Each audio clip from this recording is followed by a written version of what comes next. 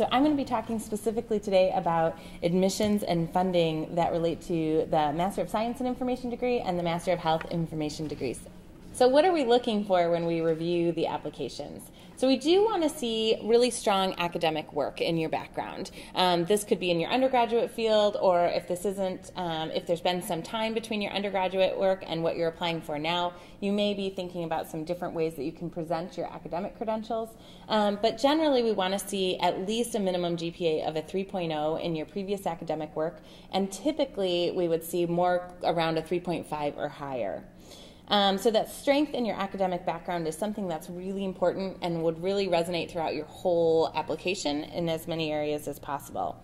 The other one that is so important to us is your strong interest in and connection to our school and what we're explaining. So both of our programs have a multidisciplinary component. We're really interested in students who get that and care about that and understand why that would be important and can articulate a little bit about that in their essays. So whatever degree that you're applying for, because it's something that really resonates with the school and the community here, we want to know that there are people who say, oh, I started with this background and then with this experience I brought these things together and I saw how much more valuable I was, or how I could approach a problem in a completely different way, or how studying in an environment where people are really thinking about things from different angles could really benefit me and benefit my career. So we want people who really understand that.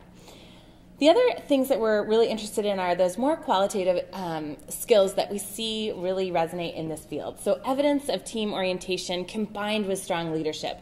Sometimes we'll ask employers, what do you value? And they'll say, people who can really be persuasive, who can talk about things, who can think on their feet, who can really see a new situation coming in front of them and really address that and sort of think beyond sort of a traditional path and think outside the box. So we're really looking for that. People who can have a lot of creativity, both to their problem solving and to what they're bringing to the program. So people who bring that extra oomph to what we're trying to do and are really thoughtful about that. We talk a lot about evidence of motivation and persistence. If you're interested in a field like ours that's emerging and dynamic and changing all the time, we want people who can navigate that, who are excited about that, who don't see that as a downside, but who see that as something really exciting and something that they want to be a part of. So those kinds of things that can come out in your application will be really helpful with us. Lastly, comfort with change and ambiguity. Because of the dynamics, we really want to know that, you know, if we're saying to you, well, yes, this curriculum might evolve next year, that feels comfortable to you, that feels like it makes sense, that you would actually just participate in an evolving curriculum and an evolving dynamic and be excited about that. So all of those things are really important to us. As I mentioned, the admissions process is rolling, but there are some dates that kind of are important for you to pay attention to. So there's a priority deadline for application for both of the master's degrees, which is January 15th. That will give you first round consideration for scholarships, but then the final application deadline is May 1st. So if you miss that for some reason, the priority deadline, you still do have a little bit of time to keep working through your application materials, but it means that there are less scholarship opportunities as time goes on. I mentioned about the average GPA being around a 3.5. These are the average GRE scores. It gives you kind of a glimpse at what you might be wanting your scores to be if you're in preparation for the GRE right now. In general, these are average scores, and because we have a multidisciplinary program and we might have people from the humanities and other people from computer science, we recognize that how you might perform on the GRE could be really varied. But what's important for you to recognize is that it is a competitive application pool and you want to do your best. You're just trying to create the very best application package possible for you. So as you're preparing for your GRE, trying to really make those extra efforts, trying to build your scores up so that you're feeling confident in the application package that you put forward, that really helps us to get to know you and know a little bit about your skill set. When we make admissions decisions, we want to kind of be transparent so that people understand how we're reviewing them.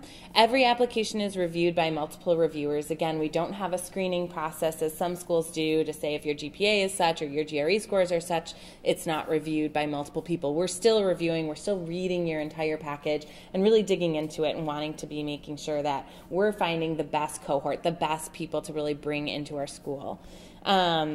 all of the application materials are important. So sometimes people worry that one piece or another is a priority piece of information for us, but it's not. Everything is equally rated. We're looking at your application as an entire package. I can't say that enough. Sometimes people really get hung up on not applying or being held back from one reason or another, but don't be held back. Talk to us. Try to strategize about ways to make your application stand out and ways to really be seen as somebody who would be an important and exciting part of our school. If you feel like one part of your application is stronger or weaker than others, think about ways to either play that up or downplay that.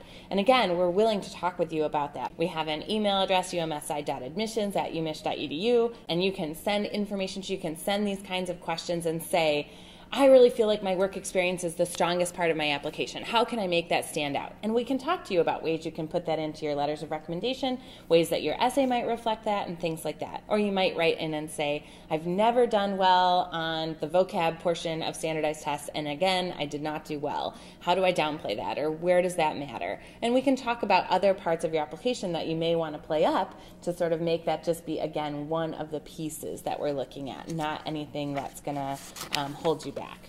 Where you can potentially run into trouble is if you have multiple areas of your application that are not as strong as sort of our averages. So when you have that situation, it's really important that you talk to us and start thinking about how you want to be working through that and what you can do and what's realistic for you. So we want to be transparent. We want to help students understand what we're looking for. We really want you to feel confident when you're submitting your package that you at least have put together the best package possible and that you understand what it is that we're valuing. So that is kind of our basic admissions information. Again, you're working with both the Master of Science in Information and the Masters of Health Informatics.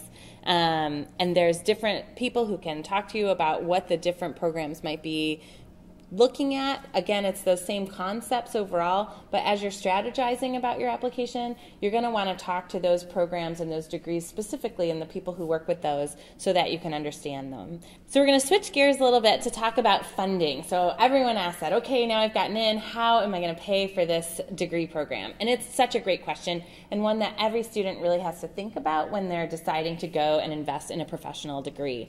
One of the things that we want you to understand when we do this talk is we want to give you as much information as possible. We want you to dig in, to be empowered, to look for funding, to strategize and try to piece together what will make the most sense for you. But we also want you to recognize that really every student who comes to our program is making a significant investment. There's pretty much nobody who's coming and it's completely paid for. Most every student has to really weigh out how they're going to piece this all together. And so we want to give you that information and help you understand it and also just see the full picture that is there. The funding process, like I said, is batch, so we have that priority deadline. So if you are interested in being considered for funding from the school, you want to really make that early deadline as much as possible. That January 15th application deadline is going to open the most doors for you for funding. After that, we typically do another round of funding sometime in April and another round of funding sometime in May. But for everyone who has met that early deadline, that's a batch process, and so they're compared, all the people who are granted admission are compared for scholarships at that time. So it's really to your best advantage to make that early deadline. When you are working on securing funding, these are 3 things that you should keep in mind. You will want to start early and plan ahead. The best thing you can do is sort of lay out what you think your budget would look like if you were to come to school. Are you going to be a full-time student? Are you going to be a part-time student? What kind of funding are you going to need? Really lay that out and begin the planning. Start thinking about, where should I be looking for funding? What's even out there for me? What's out there in my area? What's out there in my field? How can I even begin approaching this? And the earlier you begin that process, the better. I can't tell you how many times I have talked with students who have said, oh, I just missed this deadline and I would have been perfect for that scholarship. You really, really want to start thinking about this as early as possible and really digging it in. So remember that it takes a lot of time to navigate through all of these applications. So as you're working through funding, you really want to invest some time into it. Set yourself a schedule, kind of figure out what will work for you. If you set aside a couple of times on the weekend or something to really dig into things, that might really benefit you. And there's some different ways that funding can kind of play out as you navigate over time. And so the sooner that you're working through that and investing some time in that, the more you're going to be plugged into that system and starting to learn about other opportunities that are out there. So really do think that you're going to need to invest some time into that. And the last thing is asking for help. So staying in touch with our school. As you can see, we have a highly dedicated staff. We're very interested in working with you as an individual. We want to really help you navigate this process. So ask us questions, talk to us, really dig into this and see what makes sense for you. Do we know of anything that's out there that you haven't stumbled upon yet? What are the resources that we post on our website? What are we going to be pointing you to help you kind of figure out what makes sense for you? So I want to run through kind of some of the different funding opportunities, both at UMSI, at the university as a whole, and some external funding, and to help you get a kind of picture of the type of funding that exists and how you can apply for different things. So the most important one that I would say that impacts the majority of people are UMSI merit tuition scholarships. So these are offered both for the MSI and the MHI program. They're typically offered, they can range from like a quarter to a full tuition scholarship. On the MSI, the majority of the scholarships are half tuition scholarships. All of these scholarships are given for 4 terms so that you know in advance, I've got this scholarship for 4 terms. That'll help me map out as I navigate the degree. That part is covered one way or the other. The other thing you should know about with the scholarships is the merit scholarships is there's no special form. You just are submitting your application. And from your application, we're reviewing those both for admission and for those merit tuition scholarships. So there's nothing extra that you need to do. But again, applying by that priority deadline is going to really help you get the most consideration out of that. The next one, the University Library Associates program, is just for the MSI. It's related to our library here. This is for students who have an interest in working within the library setting. It doesn't necessarily mean that you have an interest in being a librarian, because there are many jobs, of course, that libraries have. And so they post the job descriptions out there. There are 4 available every year, and they'll put the job posting out there, and you can see, oh, this one might be a fit for me, or that one might be a fit for me. It's a little bit of a match of a scholarship and a job that happens. That one does have a special form, and you have to apply by the January 15th deadline. The benefit of that, again, there's only 4, so they're highly competitive, but they're full packages. It's your full tuition plus the stipend that goes along with your 20-hour-a-week work commitment and health insurance. So it's a really excellent program. It's something that I really recommend anybody who's applying to the MSI take a look at those job postings and see what works. Some people think if they're not interested in being a librarian that it's not a fit for them, but please read the job descriptions because you don't know, and they really have been broadening them over time. GSRAs, Graduate Student Research Assistantships, are amazing opportunities for students to work in a research setting with faculty. The one after that, Graduate Student Instructors, that's what we call TAs here at the University of Michigan. So that's teaching assistantships. So research and teaching assistantships are wonderful ways to get involved and to get some funding for you. You can range from a 10 to 20 hour a week appointment, and that will cover your tuition fully. Plus, it will give you a stipend that varies depending on the work assignment and your health insurance. So again, they are really fantastic opportunities. And then part-time work. And what you should know about part-time work is that everybody does it. Just everybody. You shouldn't worry about it. You shouldn't worry that you won't find a part-time job. If you are interested in being a full-time student and having a relevant part-time job, Kelly and her team will make that happen. They have tons of resources to plug you into that, and we really see that there's benefit to students working while they're in a professional degree, and that really plays back into the work that they do in their coursework.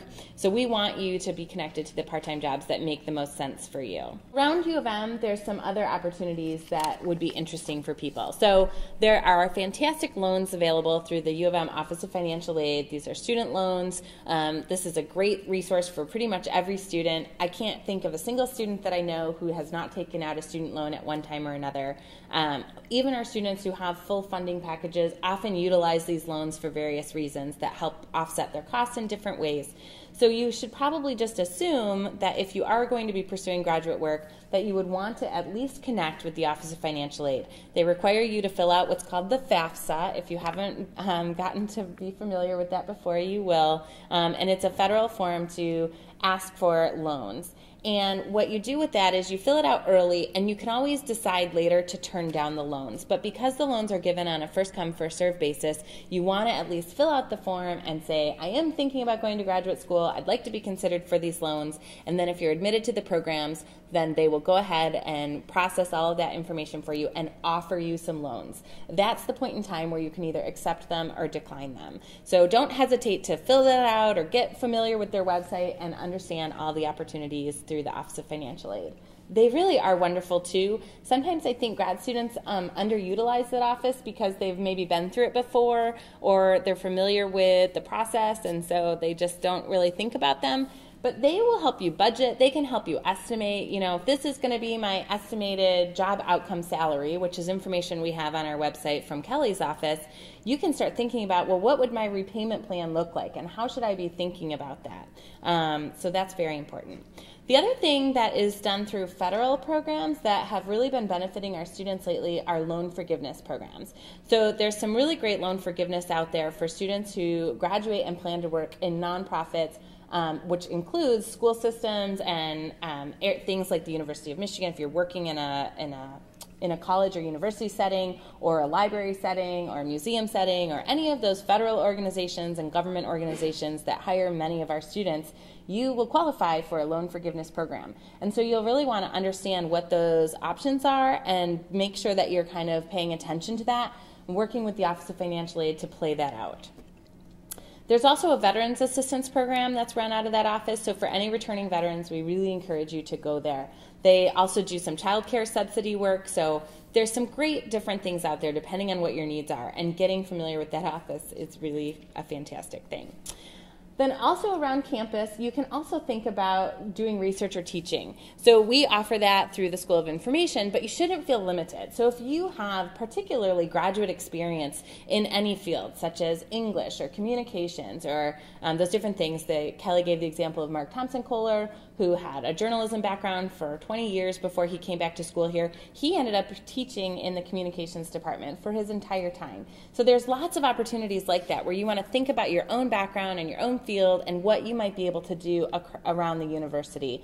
Every department here really hires their teaching and research on their own. So you do have to navigate that. The current student body and our office tries to help with that as much as possible. People are constantly posting job openings saying, hey, have you looked at this? There's a listserv that you can join for teaching postings and things like that. So there are a lot of opportunities for people who think that's a possibility for them, and networking is very important.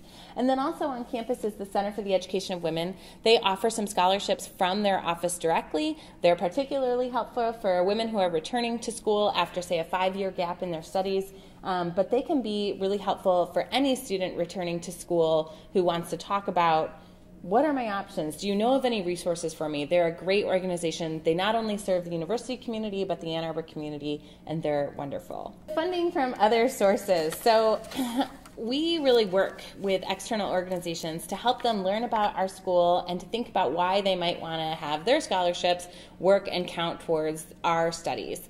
And these are just a range of the kinds of things that are out there. And our website has a great list of organizations that we highly recommend. A couple that I will specifically mention that tend to really pay out for students would be the American Library Association. So if you are a student who is at all thinking about a field related to library science, please look at their website. They have a fantastic scholarship program where you fill out one application and you are considered for every scholarship out there from the American Library Association. So the Medical Library Association, the LIDA, which is Information Technology Association, Special Libraries Association, they all plug their scholarships into one big warehouse with one form. So it's really worth doing. And I think their deadline is usually like March 1st. But again, this is where mapping it out, plugging into these organizations and starting to understand it is helpful. Women in Technology, I think is what it's called. Great money offered through them, and they have awarded it to an SI student multiple years. American Association of University Women, the Ford Foundation, GEM,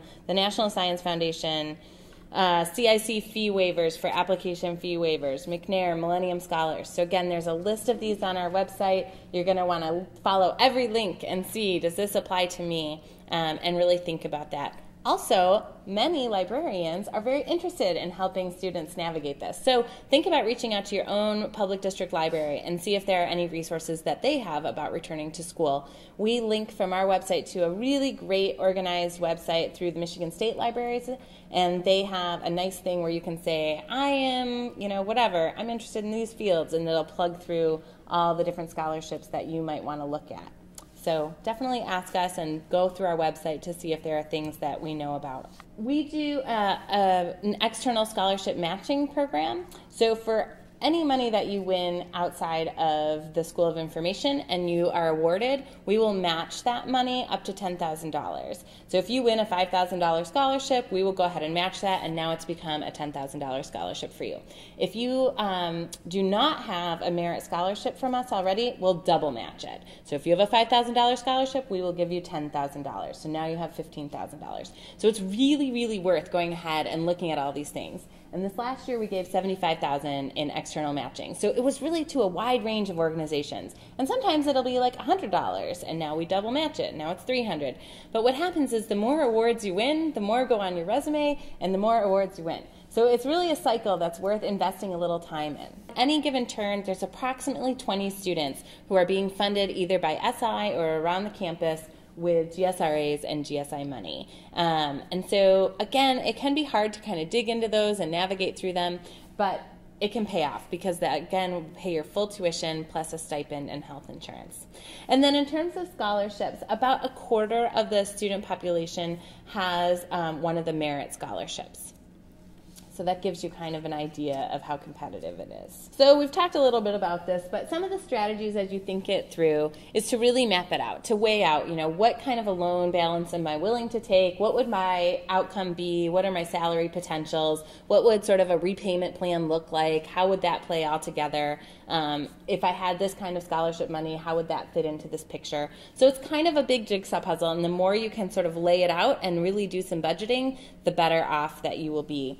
We really tell people to kind of rethink all or nothing, because sometimes people will be thinking about school and thinking, well, I just need it all paid for or I can't go. But it really feels a lot different than that, and the majority of students do a lot better by piecing it together in some different ways. So trying to have more of that approach, I think, is a better fit.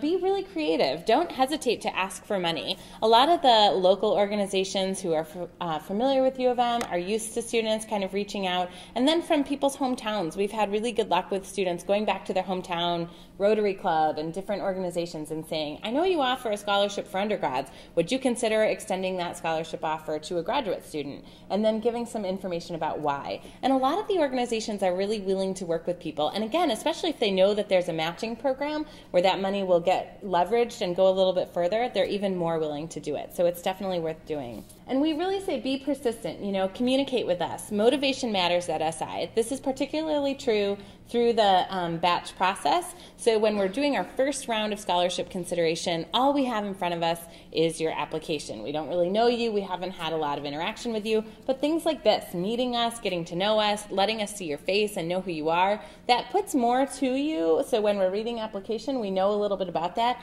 Or even when you're writing your application essay, saying things like, when I attended Connect with SI, I was so motivated by Jeff's speech.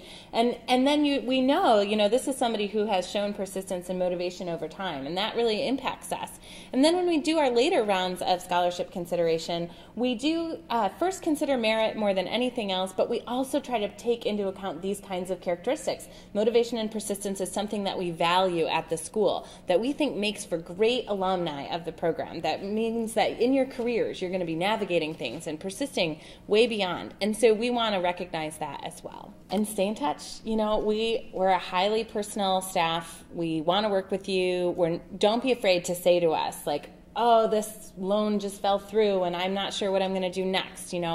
I really want to come and I'm super excited about the program and I've been admitted and, I just want to keep talking about this. The more that you stay in touch with us, the more we know about your situation. We may not be able to directly help you, but being able to point you to some different places you can try, or working with you, or seeing your persistence, that's all very important to us.